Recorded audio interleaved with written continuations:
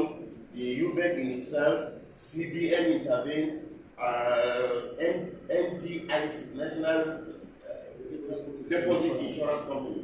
These are all these intervention institutions that divert their attention more to secondary schools, primary schools, and universities that offer BSc.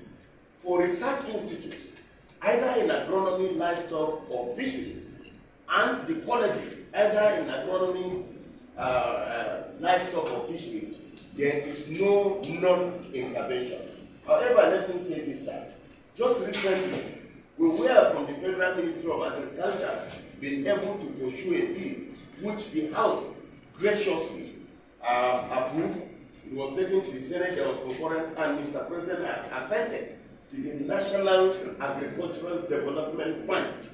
This is where we are hoping that once the fund is fully established, by fully established I mean Mr. President, and I think this is the only fund that is now available to us, but I want to spread your indulgence to look at these critical areas of the issue of intervention. Without this intervention, relying on the budget alone may not be able to take our research institute and the agricultural colleges to where you desire that these institutions under you are supposed to be.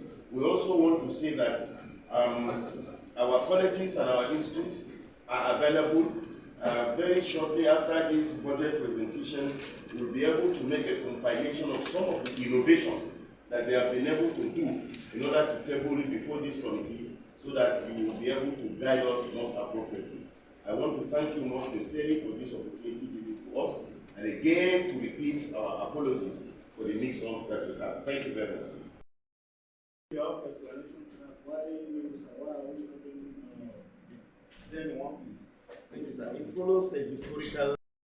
During the colonial era, everybody wanted to domicile research institute around Ibadan.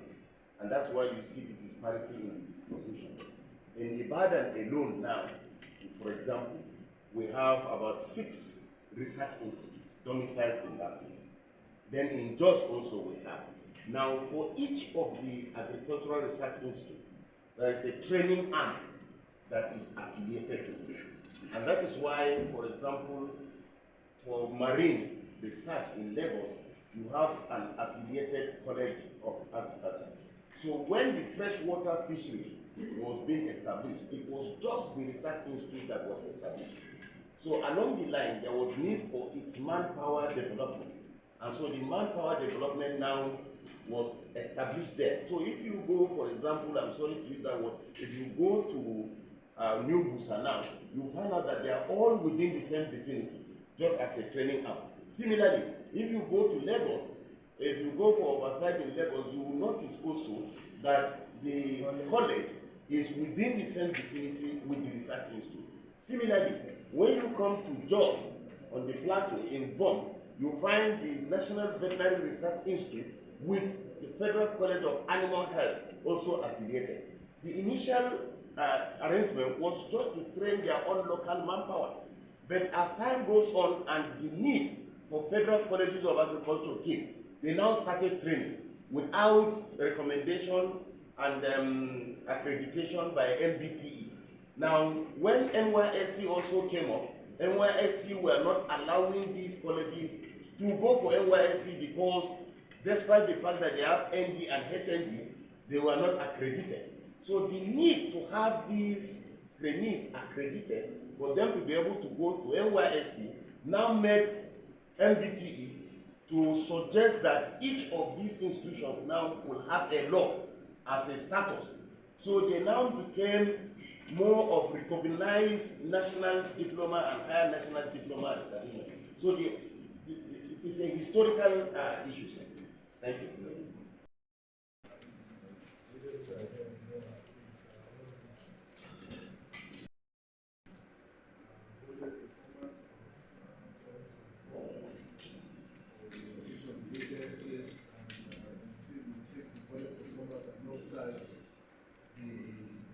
For the 2025 which was here, and start with Prof.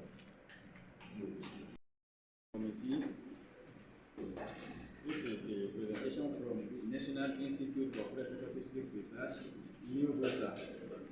Look at the beginning.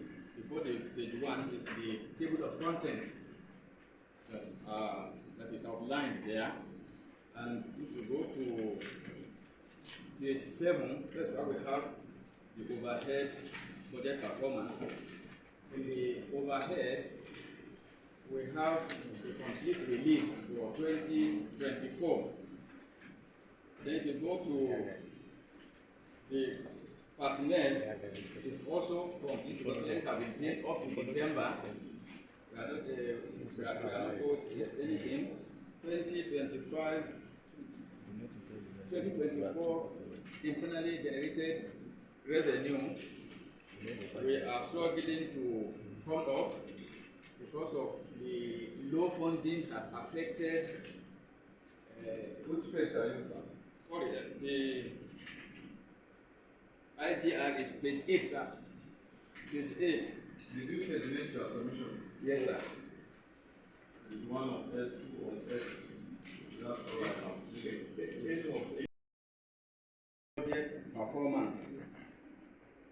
On that, we have the appropriation and actual releases from the Federal Ministry of Finance Budget Office. The 2024 capital appropriation from the first quarter to the third quarter, we have a total budget of 6,307,518,428 naira. The total that's the appropriation. Then for the release, what we have is 617,876 naira 81,081 naira. So that is just the release on the capital. It is less than 14% of the appropriation, but the budget is to run to June. So we are still expecting releases on the capital as time goes. So why is this of Budget performance, total budget performance, the total personnel cost is standing at 1,32,252,437 naira. Out of this, we have a complete release. And amount utilized was also complete. The only constraint there is the timely release of the funds that we try to ask for. Then the total overhead cost. Sorry. Yes. Your personnel cost actually stated that 100% release and utilized. Yes, sir. How do you know that? Because you understand that your agency is treasury funded, meaning IPPS pay your salaries and Yes, sir. okay. Do you monitor IPPS to ensure that these payments were fully done? Because we have complaints from some of your employees and from PENCOM that the employee portion of the pension contributions have not been remitted. And in your report, you said 100%. Do you have evidence? The template to fill we should attach evidences of our payments for a particular period to reconcile, which we complied, and there was no objection from there. Sorry, sir. I think the lighter way to other deductions, right? That goes to pension, PENCOM. At the end, that's the pension they pay you after your service, right? Are you convinced that IPPS have done all the remittance that affect all your staff? In case any of them retire today, that his money is intact, that there was full compliance on all these deductions at the other end? That's the simple question. Are you sure you have done that? We have done it, sir, because Okay. these figures are. Okay, this is well taken.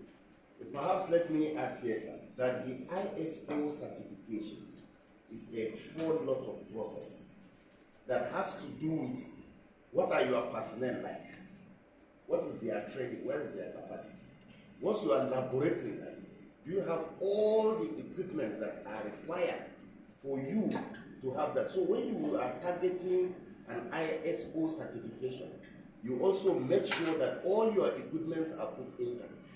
Our understanding there is that part of this 30 million is geared towards, for example, for NIFRI that I know, trying to draw water from the dam to their own pond, trying to provide the equipment for aeration, trying to provide the capacity, and hiring somebody to come and train your staff if you acquire this. So the certification is not an application for just certification. You have to put all the materials in place. Now, why do you want to go for certification? Like you said, number one, even the recognition of the international recognition of yourself as a research institute is one. Two, you will not be able to have international grants.